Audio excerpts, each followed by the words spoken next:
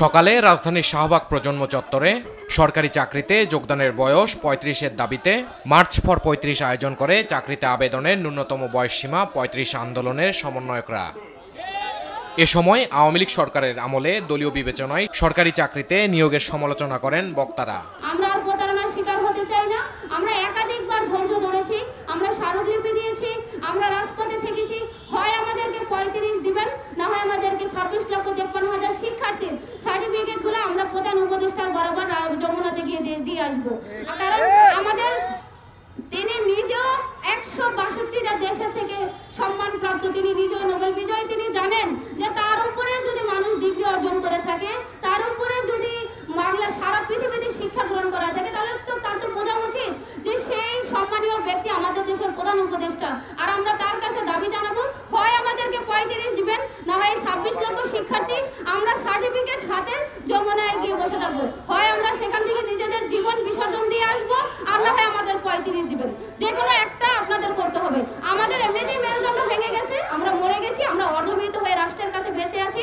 আমরা গ্রামে যেতে পারি না, আমরা পরিবারের কাছে যেতে পারি না, আমরা আত্মীয় স্বজনের কাছে যেতে পারি না। বলে কি করছো তোমরা পড়াশোনা করে? আসলে যে আমরা বৈষম্যের কাছে হেরে গেছি, আমরা আওয়ামী লীগ সরকারের কাছে হেরে গিয়েছি, আমরা কোটার কাছে হেরে গিয়েছি। ৩০-৩১টা ভাইবা দেওয়ার পর আমাদের চাকরি হয়নি। এটা আওয়ামী লীগ সরকারের বলির শিকার ছিলাম আমরা। উন্নত সমৃদ্ধ বাংলাদেশ গড়তে বয়সসীমা ৩৫ প্রয়োজন, যাতে শিক্ষার্থীরা নিশ্চিন্তে তাদের কর্মজীবনের পথ নির্বাচন করতে পারে বলে মন্তব্য করেন আন্দোলনকারী শিক্ষার্থীরা। উদ্যোক্তা আমরা কেমনে হব? উদ্যোক্তা হওয়ার জন্য তো আমাদেরকে সুযোগ দিতে হবে। একজন ছেলে মেয়ে যখন অনার্স মাস্টার্স কমপ্লিট করে গ্রাজুয়েশন পোস্ট গ্রাজুয়েশন কমপ্লিট করার পরে তার হাতে সময় থাকে মাত্র ২ থেকে ৩ বছর। এই ২-৩ বছরের মধ্যে সে হতাশায় নিমজ্জিত থাকে। সে চাকরি পড়াশোনা করবে না উদ্যোক্তা হবে? সে যদি ১০০ মুরগি দিয়ে ৫টা ছাগল দিয়ে যদি একটা খামার দেয়, ২-৩ বছর যদি সে ট্রাই করে, পরবর্তী ভাববে যে আমি 2 বছর পরে তার সরকারি চাকরি কিংবা বেসরকারি কোনো চাকরি অ্যাপ্লিকেশন করতে পারবো না, আমি চাকরির পড়াশোনা করি। এতে হচ্ছে কি, কেউ উদ্যোক্তার দিকে এগিয়ে আসছে না। ৩০ তারিখের মধ্যে চাকরির বয়সসীমা ৩৫ না করা হলে গণজোয়ারের মাধ্যমে রাজপথ থেকে দাবি আদায় করা হবে বলে হুঁশিয়ারি দেন আন্দোলনকারী সমন্বয়করা। আমাদের ৩০ তারিখের প্রোগ্রামটি হচ্ছে পদযাত্রা।